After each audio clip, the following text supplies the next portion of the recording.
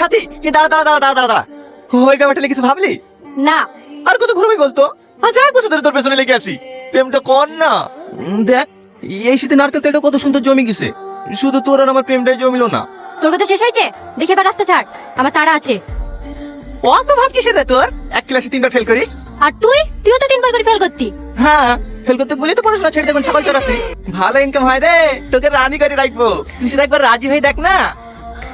দেখি সর, আমার দেরি হয়ে যাচ্ছে, মা রান্না করবে। আরে আরে জব তো দিয়ে যা। হ্যাঁ কিরে কিছু তো বলি যা। না। তাই ভালো লাগে না। হ্যাঁ লে সাথী, কি হলো দে? আগে বল কি? তুই আমাকে বিয়ে করবি কিনা? না। দিবি? ঠিক আছে লে, তুই জানিস তোর কুল পার্টি করতে দেখে ফেলিস না, তুই পিঠে 1 শার্ট পেরিছে, আমি তোর কুল ফেলিনি। তোকে আমি এত ভালোবাসি।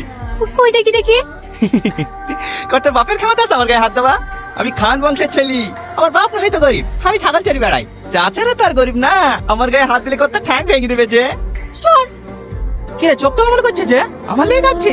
দেখিস মুখে বলিস না তো কি আইছে, আমি তো জানি তুই আমাকে কতটা ভালোবাসিস। সব ছোড়া।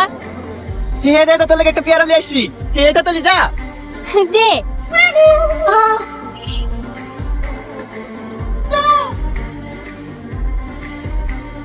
না না, আমি ওই বুড়কে বিয়ে করতে পারবো না।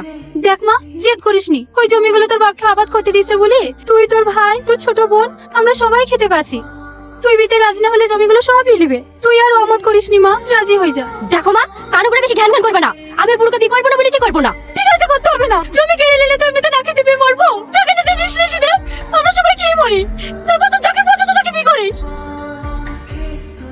এই সাথী, পাগলামো করছি কেনে? তুই হলে বাড়ির বড় মেয়ে, বাপ মায়ের কষ্ট তুই বুঝবি না তো কে বুঝবি? আর তাছাড়া গরিবের ঘরে জন্ম নিছি, সবসময় নিজের মন মতো চললে হবে। এখন যদি তুই বিয়ে না করিস, তোর বাপ মা ভাই বোন সবাই কষ্ট পাবে। ওদের কষ্ট তুই দেখতে পারবি বলদিনি?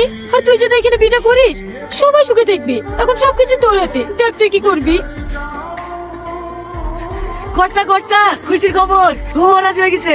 কি রাজি হয়ে গেছে? ওই মুরগি মুরগি, তুমি তো ভালো করে জানো মুরগি খেতে কত ভালোবাসি। হয় পরে একটা কচি মুরগি ছিল, হয় আবার দিতে চাইছিল না। হ্যাঁ এখন মনে হয় রাজি হয়েছে, তাই তো? হ্যাঁ। ও এলাও ধরো, ভাই বাড়ি এসে সপ্তাহখানেক ভাই ভাবিদের সাথে থাকবো, তার আগে জানালে আসতে যাবে না। 1 সপ্তাহ কেনে সাজীবন থাও গা, আমার জন্য রাজি হয়ে গেছে।